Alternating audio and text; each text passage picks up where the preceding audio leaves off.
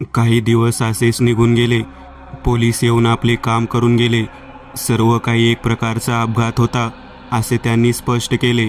अजूनही प्रणवच्या डोळ्यासमोर तो थरारक प्रसंग जशाच्या तसा उभा राहत होता. प्रणवने तो वाडा आता सोडला होता. तो आता एकदम साध्या घरात राहत होता, ज्यात पूर्वी त्याचे आजी आजोबा राहायचे. प्रणवने आता ठाम ठरवले होते की काहीही झाले तरी वाड्यातील वाईट शक्तींचा पराभव करायचाच. तो थेट शास्त्रीबुवांच्या घरी पोहोचला होता. सर्व घडलेला प्रसंग त्याने शास्त्रीबुवांना सांगितला. हे काम कोणा साध्या मांत्रिकाचे नाही, मला कोणीतरी चांगल्या मांत्रिकाविषयी सांगा. प्रणव शास्त्रीबुवांना म्हणाला. असा कोणी तर आठवत नाही. शास्त्रीबुवा विचारात शिरले. हो, एक आहे. त्यांचे नाव भैरवनाथ आहे, पण हे सांगणे कठीण आहे की ते आता हयात असतील किंवा नाही. शास्त्रीबुवा म्हणाले, मला त्यांचा पत्ता सांगा. ठरल्याप्रमाणे प्रणव त्या पत्त्यावर त्या गावात एक दिवस व एका रात्रीच्या अंतराने पोहोचला होता. गावातून त्याला भैरवनाथांचे घर शोधायला जास्ती वेळ लागला नाही. 1-2 मजली सिमेंटचे भक्कम बांधकाम केलेल्या बंगल्याजवळ तो येऊन पोहोचला. घराबाहेर जुन्या पद्धतीची सुंदर फुलांची बाग होती. घराभोवती भिंतीचे कुंपण होते, मात्र गेट साधा व लाकडीचा होता. प्रणव आत गेला. दाराची बेल वाजवली. एका बाईने दरवाजा उघडला. नमस्कार, मी प्रणव आहे. दूरच्या गावून भैरवनाथांना भेटायला आलो आहे. प्रणव म्हणाला. निकिता कोण आहे? आतून नितेशने आवाज दिला. कोणीतरी आहे, ज्यांना नेहमीप्रमाणे काम आहे. निकिता म्हणाली. या आपण आत या, बसा. आपण कोण? आपले काय काम आहे? नितेशने विचारले. प्रणवने आपली ओळख करून दिली आणि भैरवनाथांना भेटायची इच्छा व्यक्त केली. नितेश पुढे म्हणाला. माफ करा, पण भैरवनाथ जे आमचे वडील ते आता ह्या जगात नाहीत. पण घाबरू नका, आपली समस्या माझा भाऊ रुद्र सोडवेल. रुद्र बाहेर गेला होता. काही वेळातच तो घरी परतला. प्रणवने त्याला सर्व घटना जी त्याच्या गावी वाड्यात घडली होती ती सर्व जशीच्या तशी सांगितली. ते सर्व ऐकून रुद्र म्हणाला. आम्ही तुमच्या गावी येऊ आणि वाड्यातील समस्या सोडवू. आता जे काही करायचे ते सर्व तिथे आल्यावरच बघू. आपण निश्चिंत होऊन जा आणि आमची राहण्याची सोय त्या वाड्यातच करा. प्रणव गेल्यावर रुद्र नितेशला म्हणाला. तुला तुझ्या दवाखान्यातून सुट्टी मिळेल काय? रुद्र, हे प्रकरण फारच भयानक वाटत आहे मला. नितेश म्हणाला. रुद्र व नितेशची ओळख करून द्यायची झाली तर नितेश हा रुद्रचा लहान भाऊ आहे, जो व्यवसायाने डॉक्टर आहे. तरी त्याला आपल्या भावाच्या कामात मदत करायला आवडते. रुद्र हा एक मांत्रिकच आहे, जो फक्त लोकांच्या मदतीसाठी त्यांच्या वडिलांनी शिकवलेल्या गोष्टींचा आणि शक्तींचा उपयोग करतो. 2 दिवसांनी रुद्र व नितेश त्या गावी पोहोचले. त्यांना तो वाडा शोधायला वेळ लागला नाही, पण प्रणवचा मात्र काही आतापत्ता नव्हता. काही वेळातच प्रणव तिथे पोहोचला. माफ करा, मला यायला वेळ लागला. मी माझ्या बायको व लहान बाळाला कोणत्याही संकटात तर टाकू शकत नाही ना, म्हणून त्यांना माहेरी सोडायला गेलो होतो. प्रणव म्हणाला. प्रणवने वाड्याचा दरवाजा उघडला. कालचा एक दिवस त्याने झुमर व खिडक्या दुरुस्त करण्यात घालवला होता. रुद्रने एक वेळ संपूर्ण वाड्यात नजर फिरवली. तिथे त्याला कमालीची नकारात्मकता जाणवत होती. प्रणव दोघांना त्यांच्या खोलीत घेऊन गेला. तोही तिथेच राहणार होता. रुद्रने आपले सर्व सामान ठेवले व तो बाहेर निघाला. त्याला आपल्या कामात वेळ दवडलेले चालत नव्हते. तो सर्व खोलीमध्ये बघू लागला. तोच त्याचे पाय एका खोलीजवळ थबकले. तिथे त्याला येत असलेला अनुभव चांगलाच माहीत होता. म्हणजे जे काय आहे ते ह्या खोलीतच आहे. पण वाड्यातील ती एकमेव खोली कुलूप बंद होती. रुद्रने लगेच प्रणवला हाक मारली. रुद्रचा आवाज ऐकून प्रणवसोबत नितेशही बाहेर आला. ह्या वाड्यातील एकमेव खोलीला कुलूप का आहे? रुद्रने प्रणवला विचारले. ही खोली आम्ही आलो तेव्हापासून बंद आहे. त्याची चावीच नाही. वाड्यात इतक्या साऱ्या खोल्या असल्यावर ह्या एका खोलीमागे कोण लागेल? प्रणव म्हणाला. पण मला आताच्या आता आत जायचे आहे. प्रणव बाहेर गेला व एक मोठा दगड घेऊन आला. काही वेळातच ते कुलूप तोडले व त्या खोलीचा दरवाजा उघडला. आत बऱ्यापैकी धूळ साचली होती. कोळ्यांनी जागोजागी जाळी निर्माण केली होती. वाड्यातील सर्व फोटो व इतर सर्व साहित्य तिथे ठेवले होते. दरवाजा उघडताच रुद्रचे लक्ष समोर लटकवलेल्या फोटोवर गेले. त्यात एक काळी साडी नेसलेली सुंदर स्त्री होती. खोलीतील त्या एकमेव वस्तूवर थोडीसुद्धा धूळ साचली नव्हती. तो फोटो अगदी जिवंत वाटत होता, जणू ती स्त्रीच त्यांच्या समोर उभी होती. ही कोण आहे? नितेशने प्रणवला विचारले.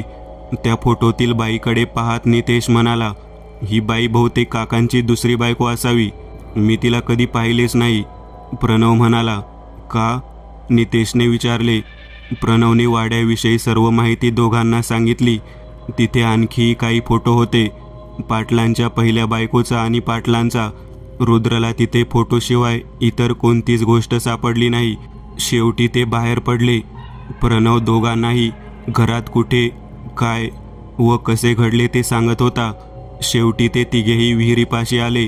विहिरीतील पाणी हिरवे भासत होते व पाण्याला हलकासा दुर्गंध सुटला होता.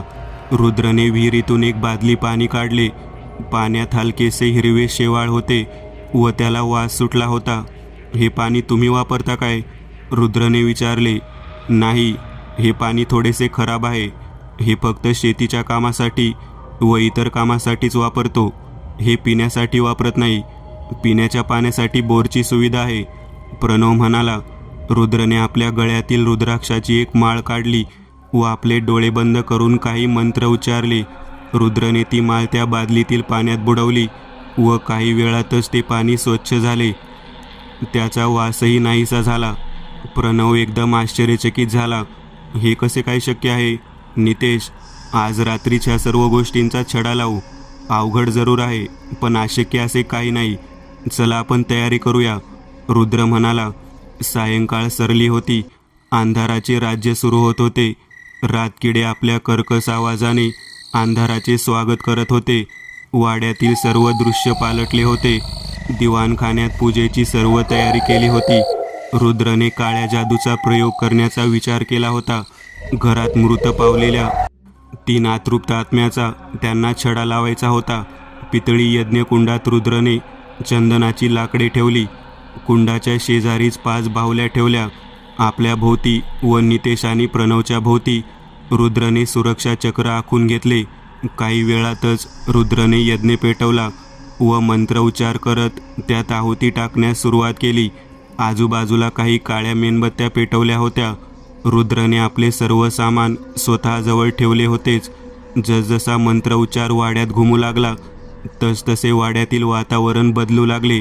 एक हिरवा द्रव्य आखलेल्या वर्तुळाच्या दिशेने सरकू लागला, पण रुद्र सावध होता. लगेचच त्याने आपल्या जवळील विभूती त्याच्या दिशेने फेकली.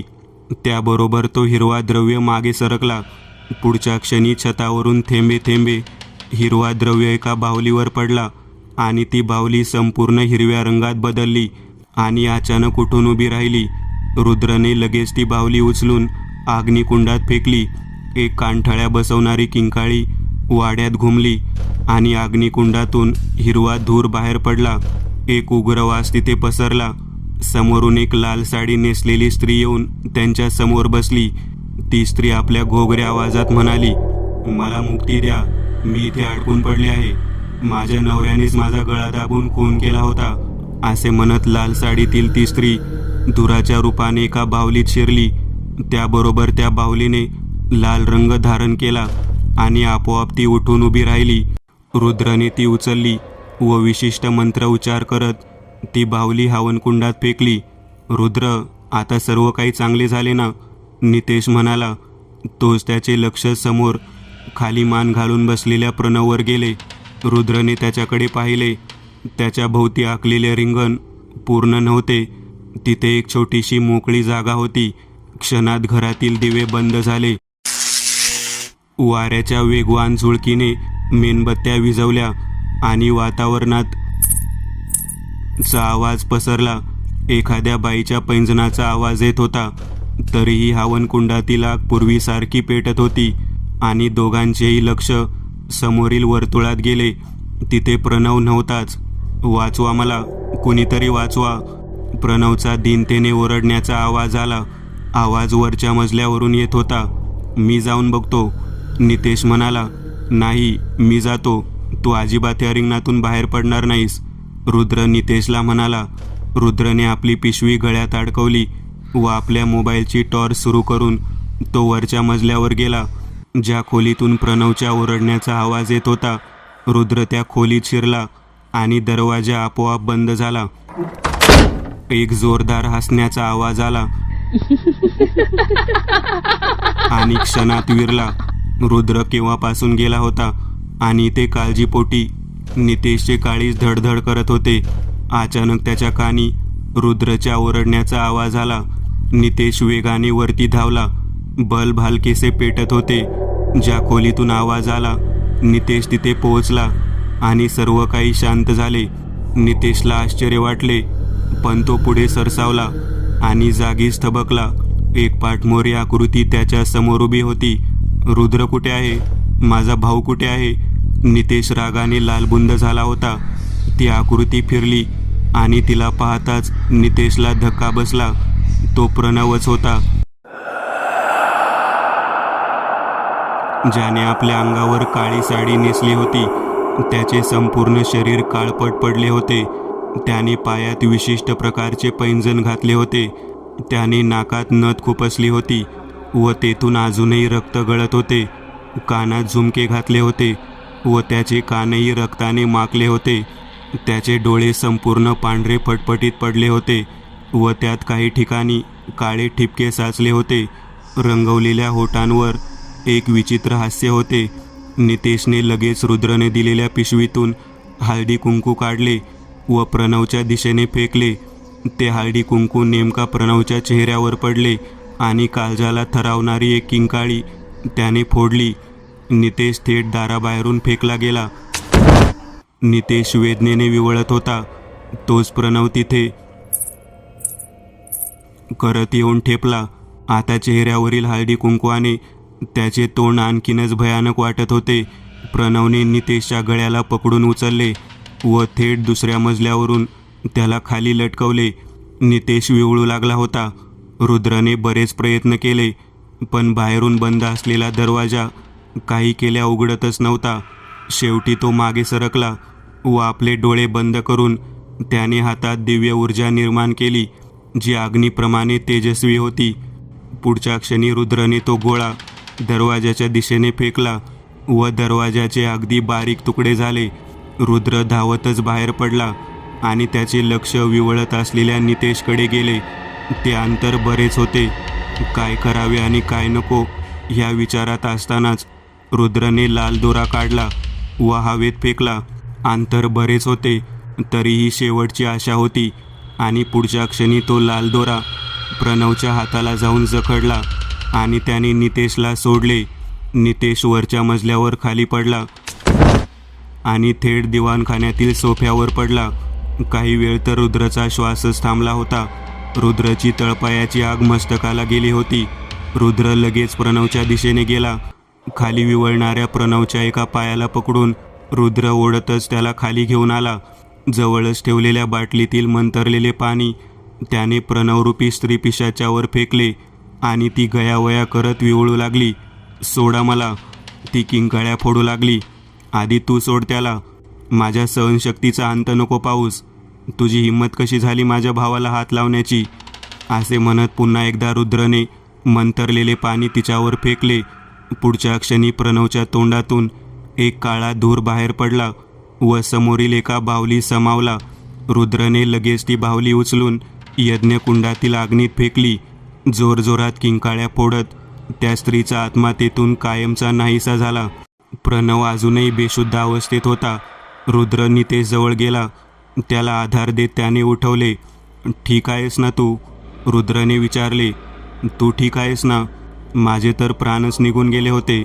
तू कुठेच दिसत नव्हतास. हो, मी ठीक आहे, रुद्र म्हणाला. ही थरारक कथा तर इथे संपत आहे, पण रुद्र आणि नितेशचा थरारक प्रवास असा चालू राहील. मित्रांनो, आज पुरतं एवढंच. तुम्हाला जर काही गोष्ट आवडली असेल तर नक्की लाईक करा.